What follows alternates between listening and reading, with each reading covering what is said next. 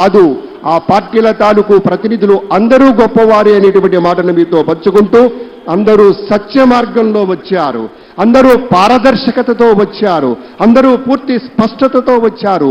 నిజాయితీతోటి ముందుకు వెళ్ళాలి, నిజాయితీతోటి అనుకున్నటువంటి ఫలాలను సాధించాలి, నిక్కచ్చైనటువంటి ఫలాలను సాధించాలనేటువంటి ఒక బలీయమైనటువంటి కాంక్షతో విచ్చేసి ఇవాళ ప్రమాణ స్వీకారం చేయబోతున్నారనేటువంటి మాటను కూడా మీతో పంచుకుంటూ, పెద్దలారా, అటు కేంద్ర స్థాయి నుంచి పలువురు మంత్రివర్యులు, నిన్న మొన్న ప్రమాణ స్వీకారం చేసిన వారు, అలాగే పార్లమెంటు సభ్యులు మరికొంతమంది, అలాగే వివిధ రాష్ట్రాల తాలూకు ముఖ్యమంత్రులు, మంత్రులు, శాసనసభ్యులు, శాసన మండలి సభ్యులు, అలాగే మన రాష్ట్రానికి చెందిన వివిధ రంగాలలోని పెద్దలు, సినీ తారలు, ఒకరేంటి యావత్ విశ్వమే ఎక్కడుందా, యావత్ ప్రపంచమే విజయవాడలో ఉందా అన్నట్టుగా ఒక సంకేతాన్ని మొదటి క్షణంలోనే తీసుకొచ్చినటువంటి యోధుడు మన చంద్రబాబు నాయుడు గారు. ఈ ఒక్కరోజు చూడండి, మన నరేంద్ర మోదీ గారు కావచ్చు, అమిత్ షా గారు కావచ్చు, ఇతర మంత్రివర్గ సభ్యులు కావచ్చు, ఇతర సంబంధిత రాష్ట్రాల తాలూకు ముఖ్యమంత్రులు వచ్చేశారు ఈ కార్యక్రమానికి. అంటే ఒక విజన్ ఉన్నటువంటి నాయకుడు, ఒక పారదర్శకత కలిగిన నాయకుడు, ఒక నిక్కచ్చైనటువంటి నాయకుడు, ఖచ్చితమైన ఫలితాలను అందించాలనే తపన ఉన్న నాయకుడు, అనుక్షణం పరిశ్రమించే నాయకుడు, అనుక్షణం రగిలిపోయే నాయకుడు. ఏమిటి? మన ప్రజలు సుభిక్షంగా ఉండాలి, తెలుగు జాతి సుభిక్షంగా ఉండాలి, తెలుగు నేల ఎన్న దేశంబు తెలుగు, తెలుగు వల్లభుండ తెలుగు కండ ఎల్ల నృపులగలవ ఎరుగవే బాసాడి దేశ భాషలందు తెలుగు లెస్స అని గట్టిగా చెప్పుకున్నటువంటి పూజ్య ఎన్టీఆర్ మాటల్ని కూడా మళ్ళీ గుర్తు చేసుకుంటాం. ఆ భావనతోనే, ఆ స్ఫూర్తితోనే అద్భుతమైనటువంటి రీతిలో మనమంతా జయచేతన జనకేతన జయచేతనంగా తరలి వచ్చినటువంటి సందర్భంలో మనమంతా ఇక్కడ ప్రత్యేకంగా ఆశీనులై ఉన్నాం. కాసేపట్లోనే, అయ్యా ఇందాక నుంచి కాసేపట్లోనే ఉంటున్నారు, మరి ఎప్పుడు అనుకుంటారేమో 10:50 మరి కొంచెం సేపట్లో ఇక్కడికి విచ్చేస్తారు. పెద్దలు విచ్చేస్తున్నారు కాబట్టి మొదట వాళ్ళని సాదరంగా ఆహ్వానించుకోవాలి.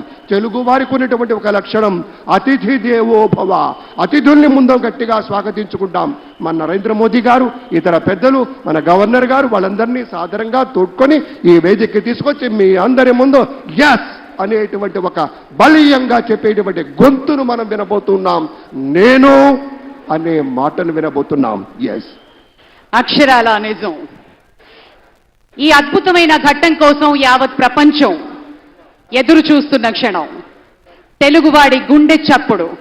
ఈ క్షణం కోసం ఈ వేదిక మీద 4వసారి ముఖ్యమంత్రిగా నారా చంద్రబాబు నాయుడు గారు బాధ్యతలు స్వీకరిస్తూ ఉన్న శుభతరుణం.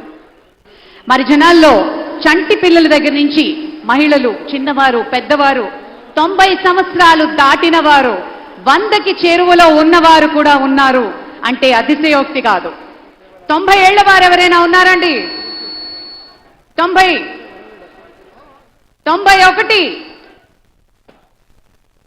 ఇవాళ చౌదరి ఒక్కొక్క మాట, ఇంతమంది నాయకులు మన మధ్య ఉన్నారే, ఇంతమంది పెద్దలు మనందరి మధ్యకి వచ్చారే, ఈ 2 కళ్ళు చాలటం లేదే, ఎవరిని చూడాలి, ఎలా చూపు నిలపాలి, ఎలా గెలవాలి అని గెలిచినటువంటి వీరుల్ని చూస్తున్నప్పుడు ఇక్కడ వేదిక మీద మనం గమనించినట్టయితే మన బాలయ్య బాబు గారు విచ్చేశారు. మన బాలయ్య బాబుకు ఒక్కసారి గట్టిగా మీ స్వాగతం మీ కరతాళ ధ్వనులతో చెప్పాలి. బాలయ్య బాబుకి జై. అడుగోండి మన నటసింహం, ది లెజెండ్, జై బాలయ్య.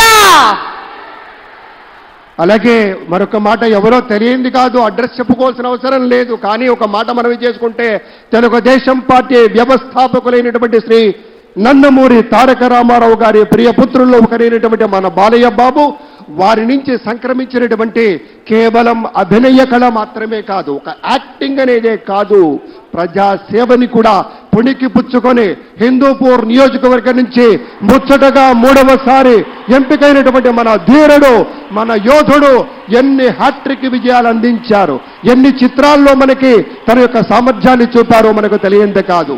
అదొక్కటే కాదు పెద్దలారా, బాలయ్య బాబు గారి గురించి చెప్పుకుంటే బసవరామ తారకం ట్రస్ట్ పేరిట ఆయన అందించేటువంటి సేవలు అనుపమానం, అద్భుతం.